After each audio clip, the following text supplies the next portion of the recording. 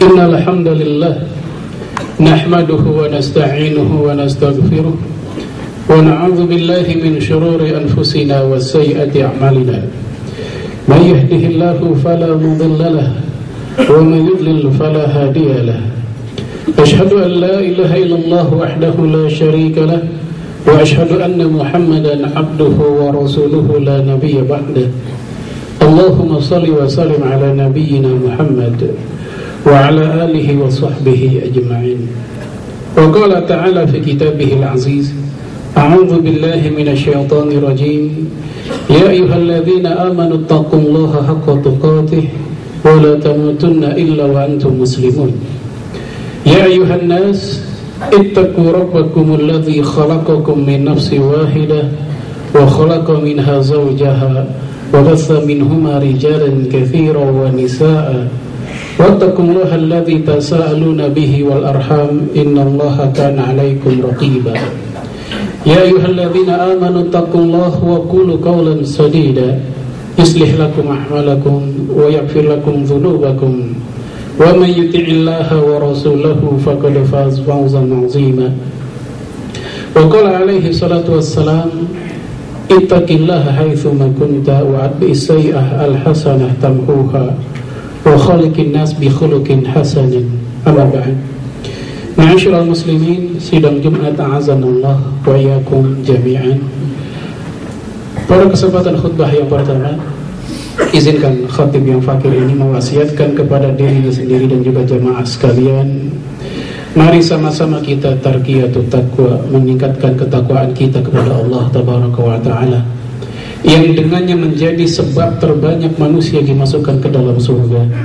Sebagaimana yang dikatakan oleh Nabi alaihi salatu wassalam ketika beliau ditanya, ma aktsara udkhilal jannah, apakah yang paling banyak menyebabkan manusia dimasukkan ke dalam surga?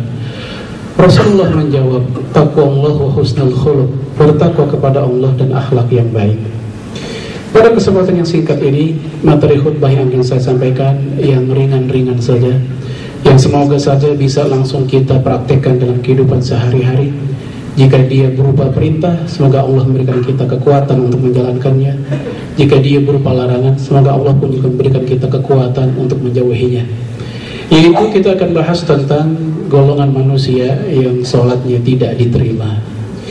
Dan kita berlindung kepada Allah, semoga tidak termasuk golongan ini. Ada banyak golongan tentunya, namun pada kesempatan singkat ini, sesuai dengan waktu yang tersedia, bisa jadi tidak semua saya sampaikan. Secara global ada dua sebab manusia kenapa sholatnya tidak diterima. Yang pertama, sebab dakhilian, sebab internal, aktivitas di dalam sholatnya dia.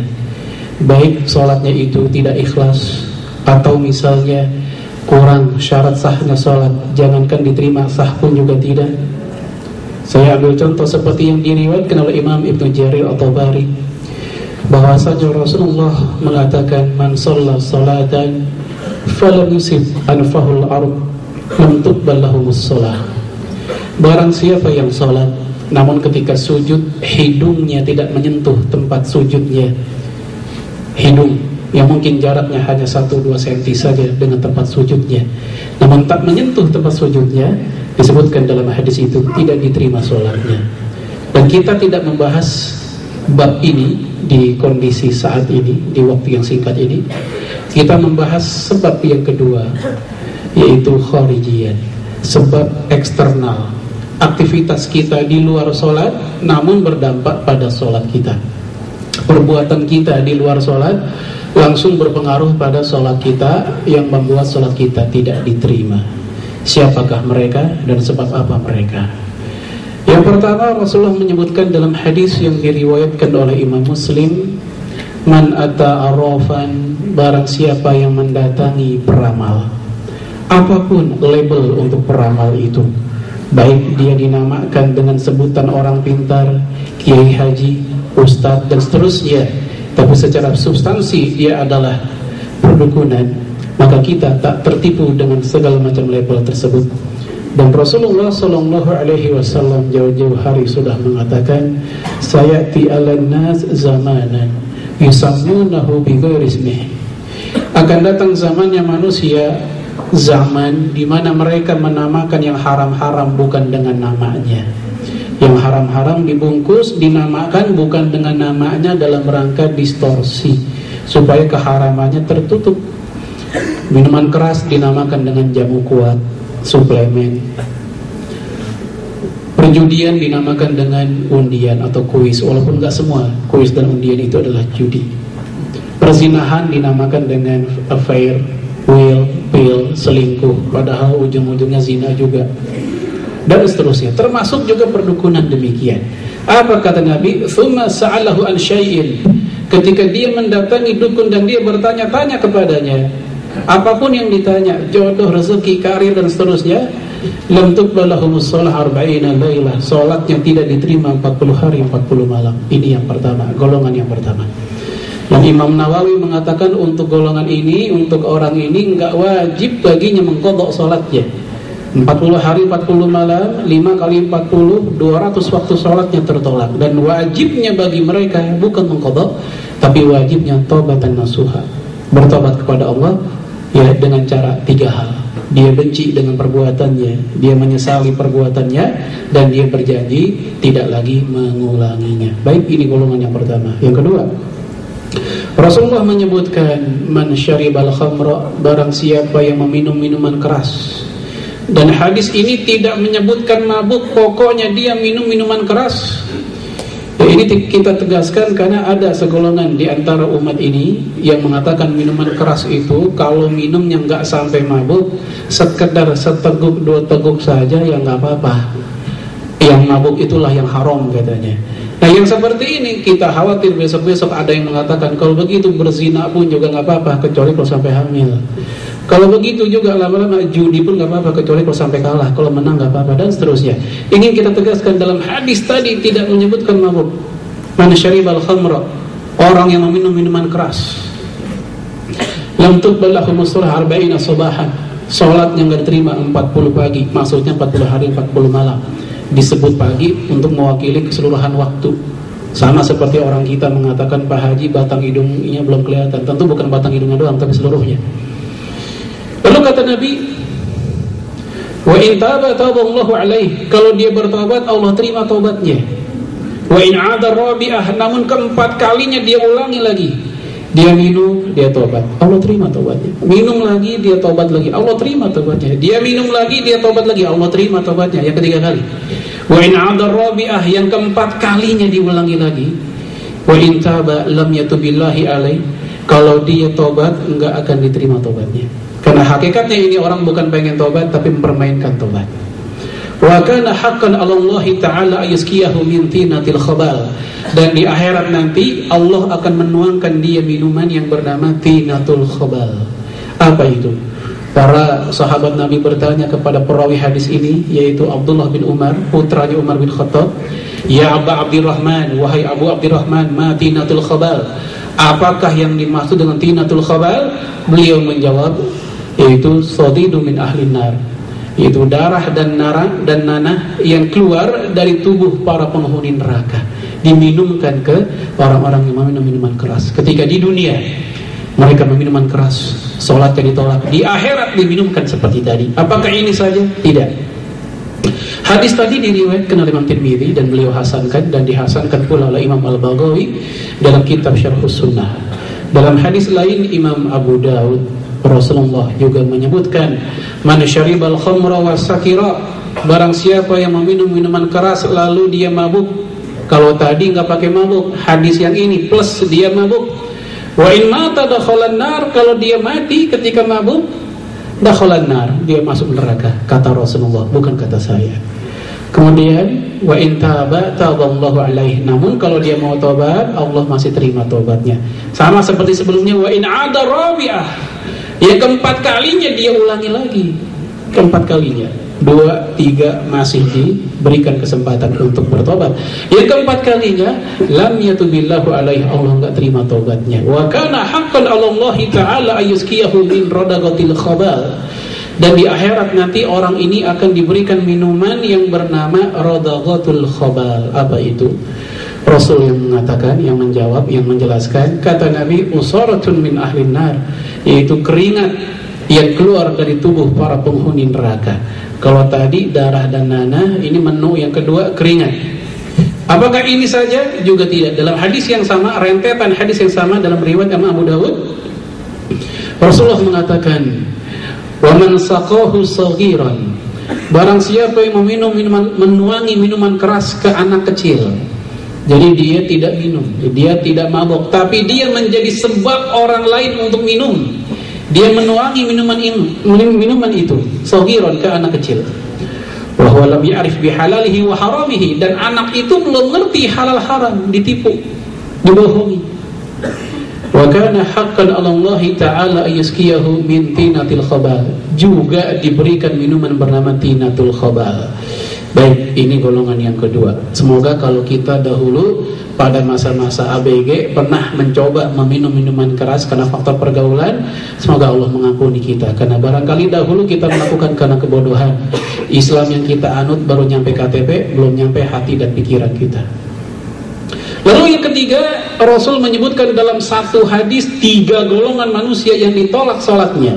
Kalau tadi yang kedukun dan minuman keras dalam 2 hadis yang berbeda, ini langsung dalam satu hadis 3 kelompok manusia. Dalam hadis Imam Tirmidzi, Ibnu Majah dan lain-lain, Rasul mengatakan, "Thalathatun la tartafi'u salatuhum fawqa ru'usihim shibran." Ada 3 kelompok manusia yang doa mereka, salat mereka tidak melewati kepala mereka walaupun sekedar shibron, sejengkal saja. Boro-boro nyampe kepada Allah dengan kepalanya sendiri aja nggak lewat itu sholatnya. Yang pertama kata Nabi, al-abdul abik hatta yarji, yaitu budak yang lari dari majikannya sampai dia kembali. Zaman dulu perbudakan masih ada, mereka dibeli oleh majikan dalam rangka mengabdi, bukannya mengabdi, mereka kabur dari majikannya, sholatnya ditolak kecuali kalau mereka kembali lagi. Namun ini nggak bisa dikonversi kepada pembantu rumah tangga karena mereka bukan budak. Karena budak zaman sekarang sudah tidak ada, maka kita nggak memperlama masalah itu. Yang kedua, kata Nabi, ini buat kaum wanita, buat para istri. Mungkin nanti bisa disampaikan kepada istri kita di rumah. Rasul mengatakan, wa imra'atun batat wa zawjuha 'alaiha sakhib. Seorang istri yang tidur nyenyak pada malam hari dalam keadaan suaminya jengkel kepadanya, suaminya marah kepadanya, maka ini perempuan, ini istri, sholatnya ditolak. Pada malam hari dia enak tidur nyenyak dalam keadaan suaminya belum ridho kepadanya, sholatnya si perempuan itu ditolak pada malam hari itu. Yang jadi masalah, ini suami marah gara-gara apa? Apakah karena faktor dunia, makanannya kurang enak, suaminya marah dan seterusnya? Apakah itu? Imam Ali Al-Qari menjelaskan dalam kitab Mir'ah Al-Mafatih, kata beliau, wa in kana as-sukhtu li su'i khuluqiha, yaitu kejengkelan suami, kemarahan suami yang disebabkan jeleknya akhlak si istri. Akhlak, ujung-ujungnya masalah keagamaan. Kita pesan kepada istri kita, Bu, jangan bergaul dengan ibu-ibu yang di sebelah sana, karena mereka itu tukang gibah, tukang gosipin orang, tukang makan daging bangkai saudaranya. Kalau kamu saya biarkan bergaul dengan mereka, sama juga saya mendiamkan istri sendiri maksiat. Ini nasihat saya suami kepada istri. Ternyata nasihat suaminya nggak digubris oleh istrinya, malah justru istrinya semakin menjadi-jadi buruk akhlaknya. Lalu suaminya marah karena faktor ini. Iya, inilah marah yang sebabnya benar. Apakah ini saja?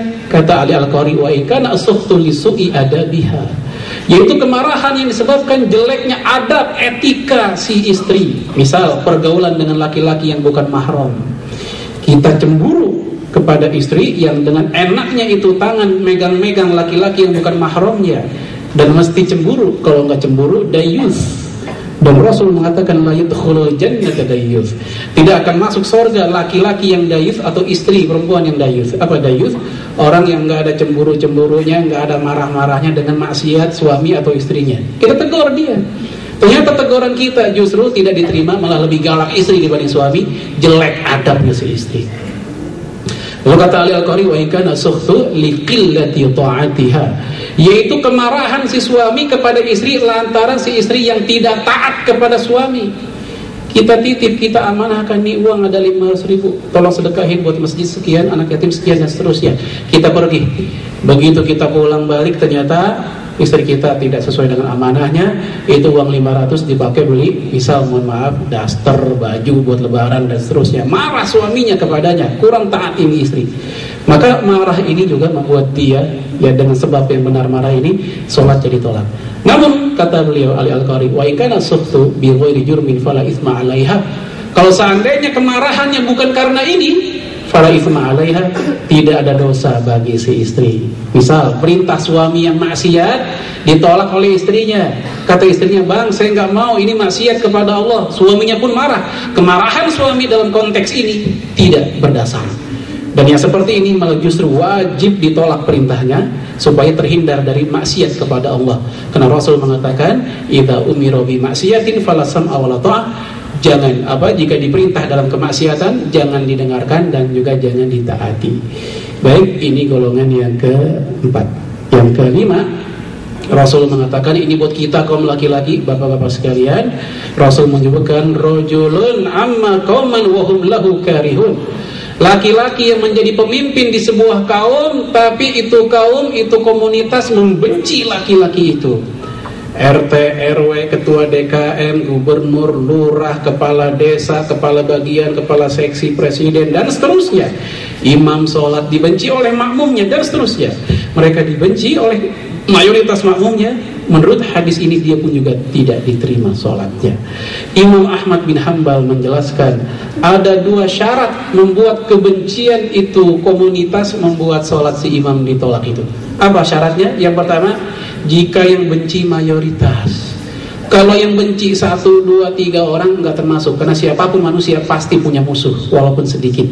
Dan kaidah fikihnya, innal ma'a idza qullatain lam yahmilil khabath.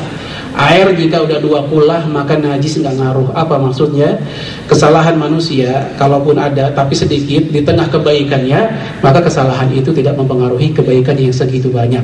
Itu air jika 2 kulah. Apa jadinya kalau airnya selautan? Sama.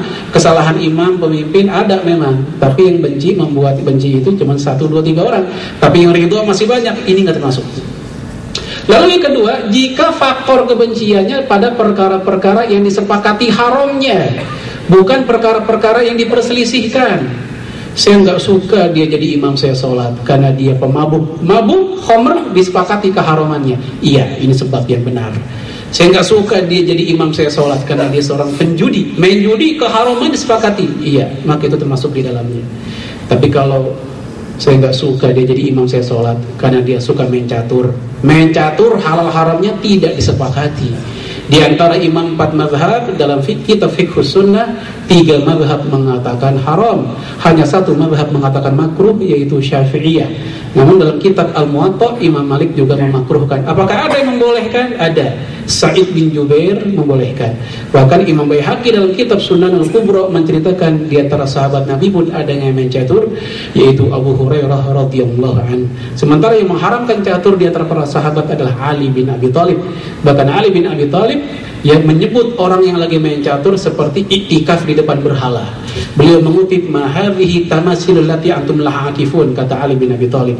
Berhala apa ini yang kalian sedang iktikaf di hadapannya? Main catur menurut Ali iktikaf di depan berhala. Baik, ini khilafiyah sejak masa sahabat. Tidak pada masa Nabi. Masa Nabi catur belum ada. Kata Ibnu Katsir, catur baru ada pada masa sahabat Nabi. Nah, karena kebencian dalam perkara yang tidak disepakati keharamannya, ini nggak termasuk kategori yang membuat kebencian itu ditolak sholat si imam. Apalagi kebencian karena faktor urusan pribadi, kebencian pribadi, ranah pribadi. Saya nggak suka dia jadi pemimpin saya karena dia punya utang yang banyak dengan saya. Ini juga nggak termasuk di dalamnya. Yang terakhir, akhwan mutasarriman, yaitu 2 orang bersaudara yang saling memutuskan silaturahim. Apa arti akhwan? Kata Al-Munawi, ai fi dinin, saudara seagama kayak kita. Kita bukan abang adik, bukan satu silsilah keturunan, tapi kita seagama, seakidah. Kita musuhan gara-gara beda partai politik, beda dukungan kesebelasan sepak bolanya, beda ini dan itu urusan dunia. Kita putus karena itu. Ini termasuk kategori yang ditolak sholatnya. Dan juga kata Al-Munawi, ai fi nasabin, yaitu saudara senasab, abang dan adik ribut rebutan warisan. Ya, keponakan dan paman rebutan warisan, enggak saling tegur, SMS enggak dibalas, telepon enggak diangkat, bukan karena enggak ada pulsa, karena dia benci dengan saudaranya. Ini pun termasuk kategori akhwan mutasoriman. Mutasoriman artinya mutaqati'an atau mutahajiran, memutuskan dan memboikot saudaranya. Apakah hari ini diperbolehkan memboikot saudara? Ada, jika alasan benar, itu jika orang-orang yang kita boikot memiliki, mohon maaf, ajaran sesat. Diboikot dalam rangka menetralisir dan melokalisir. Ini bukan yang kita bahas, ini masuk kategori nahi mungkar, mencegah kemungkaran. Dan Nabi pernah memboikot 3 orang sahabatnya ketika mereka tidak ikut perang Tabuk selama 40 hari yang digenapkan menjadi 50 hari, yaitu Ka'ab bin Malik, Ibnu Rabi, dan Ibnu Murarah. Yang seperti ini dibolehkan. Yang dilarang adalah jika faktor urusan dunia semata-mata putus hubungan di antara kita.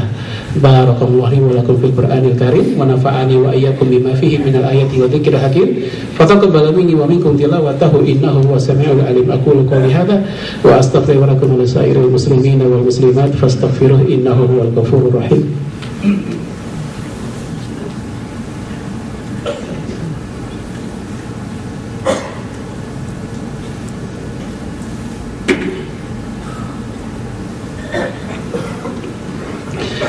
Alhamdulillahi wahdah, sadaqa wa'dah, wa nasara 'abdahu, wa a'azza jundahu, wa hazama al-ahzaba wahdah.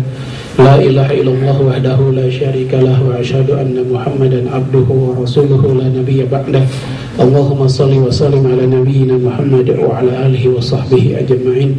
Wa qala ta'ala fi kitabihil aziz, inna Allaha wa malaikatahu yusalluna 'alan nabi ya ayyuhalladzina amanu shallu 'alaihi wa sallimu taslima. Wa qala 'alaihi salatu wassalam kama jaa fi sahihil Muslim, inna Allaha wa malaikatahu wa ahlus samawati wal ardi hatta hitani fil bahri wan namlata fi hujriha yusalluna man da'a ilal khair. Amma ba'd. Ma'asyiral muslimin wal muslimat, ma'asyiral muslimin azanallahu wa iyyakum jami'an. Sebelum saya akhiri dengan doa, ingin saya simpulkan dari khutbah yang pertama, mari sama-sama kita ambil ibrah dan manfaat dari sholat kita. Jangan sampai sholat kita yang sudah kita lakukan ternyata tidak diterima karena faktor perbuatan kita sendiri ketika di luar sholat. Mari kita tundukkan hati-hati kita, kita bermunajat pada Allah pada siang hari ini. Semoga Allah mengampuni doa kita semua. Nastaghfirullahaladzim, nastaghfirullahaladzim, nastaghfirullahaladzim min kulli dhanbin azim wa natubu ilaih. Hamdan syakirin, hamdan na'imin, hamdan yuafi ni'amaka fi'al mazidah. Ya Rabbana lakal hamdu kama yanbaghi li jalali wajhikal karim wa azimi sultanik. Allahumma salli wa sallim ala nabiyyina Muhammad wa ala alihi wa sahbihi ajma'in. Allahumma taqabbal minna salatana, qiyamana wa siyamana ya mujibas sa'ilin. Rabbana la tuzigh qulubana ba'da idh hadaitana wa hab lana min ladunka rahmah innaka antal wahhab. Rabbana hab lana min azwajina wa dhurriyyatina qurrata a'yun waj'alna lil muttaqina imama. Allahumma amitna 'alal Islam, Allahumma ahyina 'alal Islam, Allahumma amitna 'alal Qur'an wa sunnah ya Allah ya rabbal alamin. Allahumma ighfir lil muslimina wal muslimat wal mu'minina wal mu'minat al ahya'i minhum wal amwat innaka sami'un qaribun mujibud da'wati ya qadiyal hajat. Rabbi ighfir lana wa liwalidina warhamhum kama rabbawna shighara. Rabbana atina fid dunya hasanah wa fil akhirati hasanah wa qina adzaban nar. Wa sallallahu ala sayyidina Muhammadin wa ala alihi wa sahbihi wa sallam. Subhanaka rabbil izzati amma yasifun wa salamun alal mursalin walhamdulillahi rabbil alamin. Aqimus shalah.